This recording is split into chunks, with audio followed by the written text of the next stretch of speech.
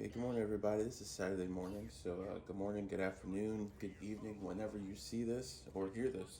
Um, how are you? I'm just checking in with you today. Got some hot tea on a Saturday morning, so I'm feeling pretty good. Um, Today, I wanted to talk about. Um, there's this story I heard once, and to be honest, I kind of butchered it the first time. So when I try to explain it, so just stick with me though. But the parable and the whole synopsis stuck with me. It goes somewhat like this. A boy is born into a village that didn't really accept him. He's given the cold shoulder, ignored, and eventually, instead of leaving, instead of asking again to be let in or accepted, the boy burns the village down just to warm his bones and feel that warmth of community that he's missed the entire time. Now, that sounds extreme, obviously, but when I heard that story, something clicked with me. Because what if I told you, in my experience and what I've noticed, is that a lot of anger, a lot of hatred, a lot of resentment used to be love. And that's what I want to talk about today. This anger used to be love, right? When people hear anger, they think of it, it comes from cruelty, evil, or malice, and sometimes it does. But most of the time, anger comes from confusion, misunderstanding, rejection, the feeling of rejection. Sometimes they're not even rejected, but they feel rejected. It comes from caring first, because you don't get angry about things you don't give a shit about, if that makes sense. You don't resent people you never wanted to connect with in the first place. You don't feel hatred for something that never really mattered to you. Anger is often just love with nowhere to go. And sometimes, and on the unfortunate side, well, this is an unfortunate side, but another unfortunate side, grief. Grief is another, like, love that it's more love that you didn't get to express while that person was here. That's another way to interpret it. And throughout human history, literally forever, there's always been a crowd of in and out, the chosen and the overlooked, the heard and the ignored.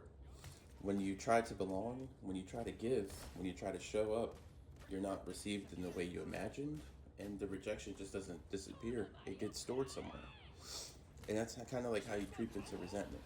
What a lot of us do without realizing is we compartmentalize that rejection. We tell ourselves, it's fine. I really didn't care too much either. They don't deserve me. But unresolved rejection doesn't dissolve, it transforms. It becomes resentment, defensiveness, sarcasm, withdrawal, and sometimes even rage. And then one day you're angry, but you're not even sure why. Because it's so stale. It's become kind of part of you. And that's the scary part.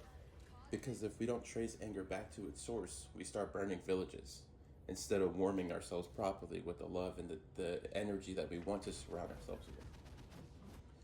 I want to ground this into something kind of specifically, something into modern day age that we can kind of all relate to in the synopsis because you've dealt with it from one aspect to another.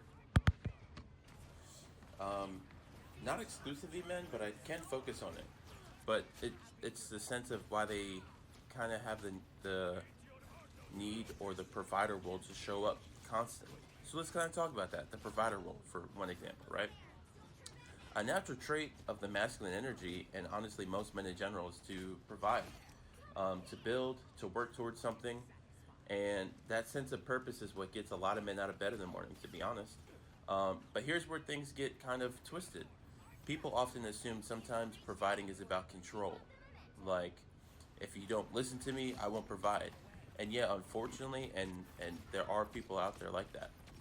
And those are unhealthy dynamics, and I encourage those people to seek help and to seek assistance in those things when either if you're someone that you feel like you do those things, or you're, I said do, if you feel like you're someone who does do those things, or if you are feel like you're in someone in that dynamic or in that relationship. Because here's the hard part no one talks about. Essentially, the I think this is something that I noticed. The dynamic of when you provide something, you're also you're submitting yourself to that input, right? And that's the give and take of the world, the polarity. When you provide something, your time, your energy, your protection, your labor, you're offering it to whoever it is to be received. You're saying, here, this is what I have. Does it matter? And the response that you get, whether it's appreciation, indifference, or rejection, that becomes feedback. The feedback is fuel. So sometimes The person being provided for often doesn't realize that the approval, appreciation, and acknowledgement are also forms of providing. The love that if you show that you kind of give a shit about it, or if you're like, and sometimes it doesn't even like if it's an open door dialogue and communication. You don't have to love every single thing that you're being provided, but you can give the person that's trying to provide something for you.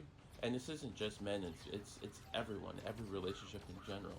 But just by resolving the conflict and continuing to be like, hey, I appreciate this, I don't appreciate that, so on and so forth. When someone receives what you give and shows gratitude, they're giving you something back. They're saying you matter. What you did landed. I see you. But when the appreciation's missing, even unintentionally, the provider starts to feel invisible, and that's where resentment creeps in. Not because the provider wanted power, but because they wanted connection. They want to feel chosen, valued, and useful. And when that doesn't happen, love turns into frustration, frustration turns into anger, and anger can turn into distance. There's so many gaps that we can bridge just by acknowledging that and kind of kissing that wound a little bit, if that makes sense. This is why I think so much anger in the world is actually just misunderstood love. People yelling because they weren't heard, and also withdrawing because they weren't appreciated, lashing out because they didn't know how to say, this mattered to me. If we slow down long enough to ask, what did this anger used to be? We will stop burning villages and start warming each other instead. I don't have it all figured out, don't get it twisted at all. I'm just exploring it out loud. I'm curious of what you think, and have you ever noticed any anger in yourself or something that started as love, effort, or care? Drop your thoughts down below. Let's bridge the gap instead of widening it. And if this resonated at all, stick around because we're gonna have a lot of conversations like these.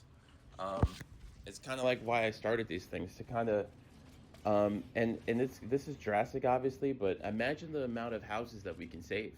Um, Imagine the relationships that we can save, and like the type of people. I really just want to decrease the amount of regrets that we have when we all hit our deathbed. So, if that resonates with you at all, I appreciate it. Thank you again, and have a great day. All right, have a good one.